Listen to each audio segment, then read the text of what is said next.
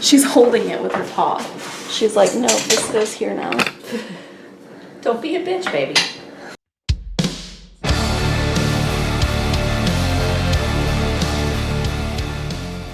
Hey, it's Megan. And Sue, The Spine Breakers. and we're coming at ya with boom. our October TBR. Yes. There's a lot of readathons happening, but we're a little readathoned out, so we're just doing just a month TBR. Straight TBR. Yeah. And while we do this, we are going to drink some Atomic Pumpkin. Yes, from Voodoo Ranger. Yeah. Wait, is Voodoo Ranger, it's New Belgium, Voodoo Ranger special release. Okay. But it's a pumpkin ale featuring cinnamon and habanero peppers. Woo. About to get We'll spicy. see how that is. We gonna get spicy. Sasha, let's try it.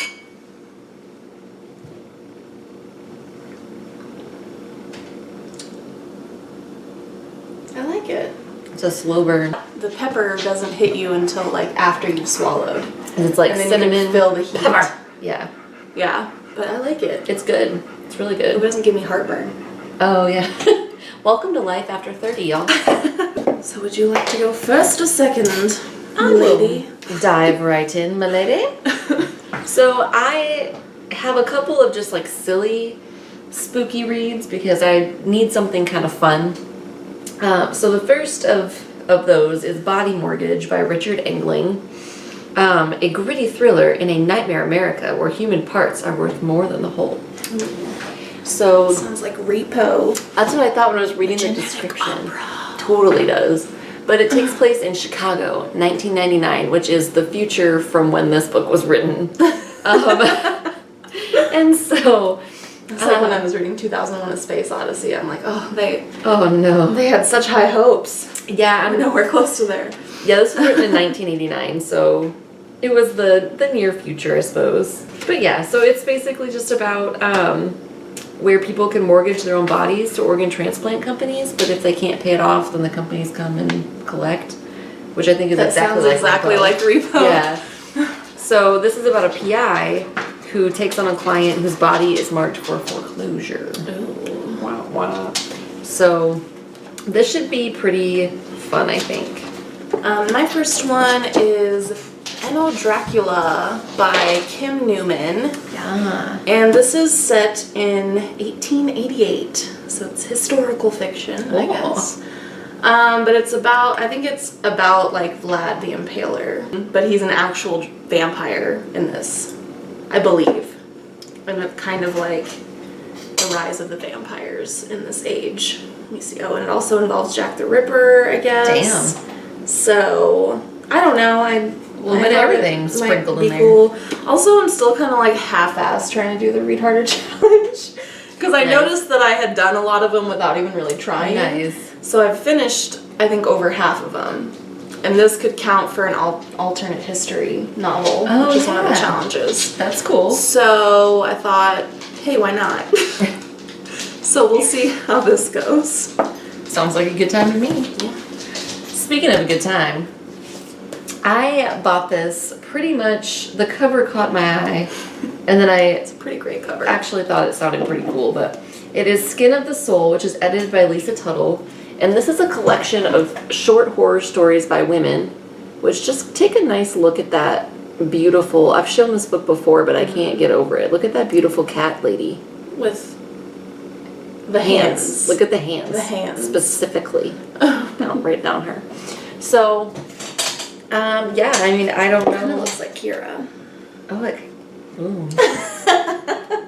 Freaks me out a little bit. So yeah, I'm not sure. I thought at that moment if she came, like, oh god, it is Kara. So yeah, I don't know. Most of these short stories were written in the 90s. A couple of them are a little older than that. So I don't know. One of them is just called Boobs, though.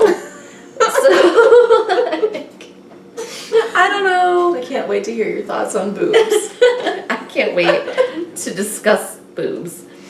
But yeah, so we'll see what happens. Maybe maybe I found a hidden gem. Maybe I didn't.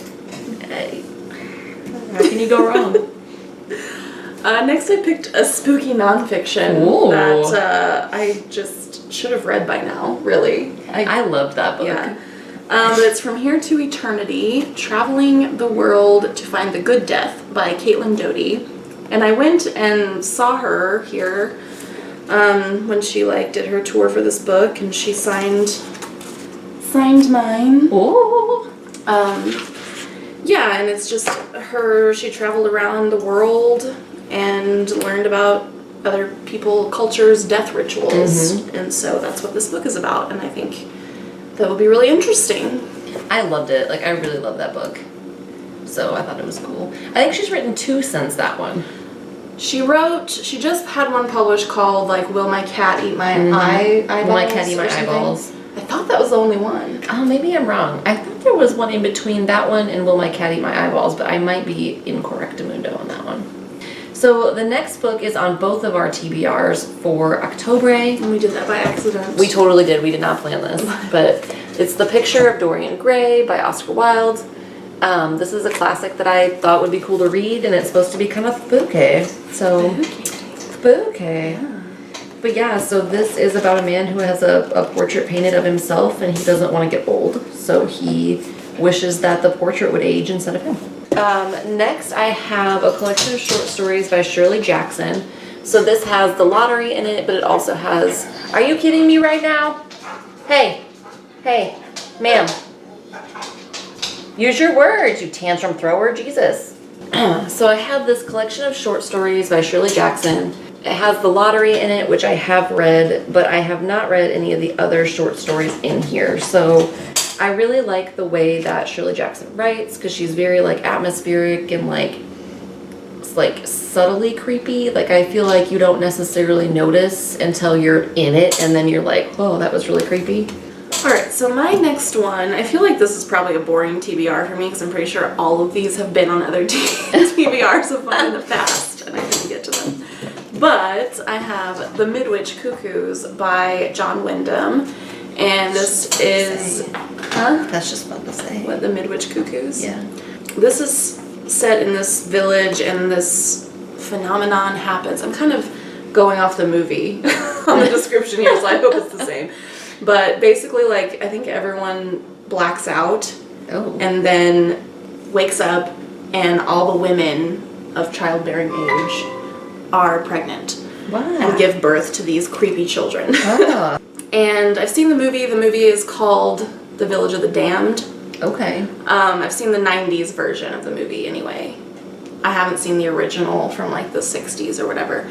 But the 90s version I enjoyed. It was very cheesy. I dig that. Horror, which I like, but yeah, and I've read some John Wyndham in the past and really liked him, so I want to read more of his stuff. Sweet. So the last book on my TBR is When We Were Animals by Joshua Gaylord. I bought this. This was kind of a cover buy, honestly, but then it sounded pretty cool. So it's about this woman who, looking back on her childhood, is remembering this community that she lived in. Apparently, for 1 year beginning at puberty, every resident breaches during the full moon. So on those nights, adolescents can run wild, destroying everything in their path. So apparently she has a dark secret pertaining to those times, and this book has described itself as, Jesus, Patricia, you're blowing me up, has described itself as a gothic coming-of-age tale for modern times. So it's Rumspringa meets The Purge? Yeah, I think so. That's what it sounds like. I'm like, oh, sign me up for that. I mean, not literally. I will read about it. I want to stay home where it's safe. Yeah. But yeah, so sounds cool. I bought it a couple years ago, I think, at a library sale. My last book on my TBR is a deep horror that was very nearly awe by J.R. Hamantashen. And the author kindly sent this to me several months ago. And I feel bad that I haven't read it yet. So this is a collection of short stories, and I have already read the first one, but it was really short, so I'm not very far in it. But I think they're kind of like horror comedy based on the titles. Is one of them called Boobs? No. One is called A Gob of Minty Spit in the Sink. Oh, nice, okay. And one's called Story Title Revealed About Halfway Through. fun. So, I like that. so I'm excited to finish it, and to the author, if you're watching, I'm sorry it took me so fucking long. So yeah, like I really dig reading like kind of creepy books in October. I know you do too. Mm-hmm. And I also like to watch kind of creepy shows or movies. So I have a tradition where I just started it like a couple years ago. I watched The Shining sometime in October. I try to watch it on Halloween, but that doesn't always work out. Well, Dr. Sleep is coming out. I know, in November. I'm so excited. Ewan McGregor's a treasure. I'm really excited. I just saw It Chapter 2. Yeah. It was fun. I liked it. It's kind of cheesy. It was kind of, it was long as fuck, for one thing. But also, according to my boyfriend who has read it, but he read it when he was like a child, which is also probably shouldn't have, but... Makes sense, though. But according to him, this is accurate to the book, but I feel like it didn't fit with the rest of the movie because it opens on a hate crime. Okay. And it's really, like, intense. And then the rest of the movie is, like, kind of cheesy. But, like, in a fun way. Okay. You know? So I felt like the opening was just, like, set the wrong tone. Right. For the rest of the movie. Like, it escalated really quickly and then just de-escalated from there. Yeah. That makes sense. But, yeah, it was fun. I wanted to watch Hereditary, and I totally chickened out. Like, I was going to watch it, but I was home by myself. And I did the same thing with Let the Right One In. I was home by myself, and I started the movie, and it got about 30 seconds in, and I went, nope. So I didn't watch it. Well, you can watch some scary movies. Let's do it. You can watch We Have Always Lived in the Castle. Do it to it. I'm I excited. do want to watch that. I Yeah, just saw I it was do. on Netflix. I don't think it's a Netflix movie, though. Did you watch, speaking of Netflix movies, did you watch Bird Box? Yes. Did you like it? I can't remember. It was okay. I thought, the book was better. I really loved usually the is book, the case. yeah. But my main problem with the movie, which a lot of people really loved the movie, but I heard also people say that, like, objectively it was a bad film. Okay. And I feel like I could see their points because I think that because I had already read the book and knew the story, I like subconsciously filled in gaps that weren't actually there. But my main issue with the movie was that I didn't like how the monsters were portrayed.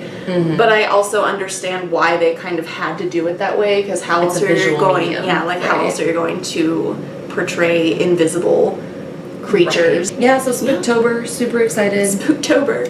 Let us know what scary stuff you're gonna read in October. Yeah. If you would like to recommend any kind of horror novels to us, please, or movies, please do. Like, recommend some of your faves. Horror movies don't really scare me most of the time. Like, I like them. I think they're fun. That makes sense. I really love cheesy ones. Like, I like really cheesy, stupid horror. Yeah, I love like slashers and cheesy stuff mostly. Like, if something's really fucked up, that's not fun, and I don't want to watch it. No, and I don't think like I hate it when people just put fucked up shit in horror movies because it will appall people, and I'm like, I don't really want to be appalled. And I'm okay with like something like gratuitous gore, like the Saw movies. The first like 2 or 3 I liked. I didn't ever watch all the rest of them because they just got worse and worse. They just made me really sad.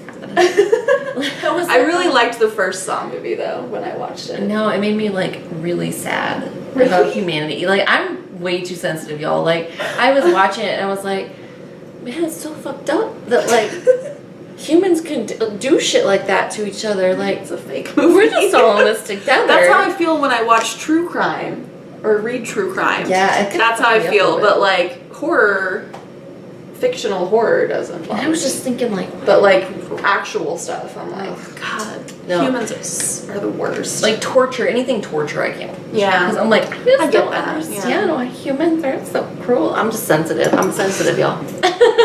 Delicate. Anyway, we've been rambling for a while. We ramble. So, yeah, that's it. Recommend us some spooky shit, and thanks for watching. We'll see you next time. Bye. I mean, goodbye.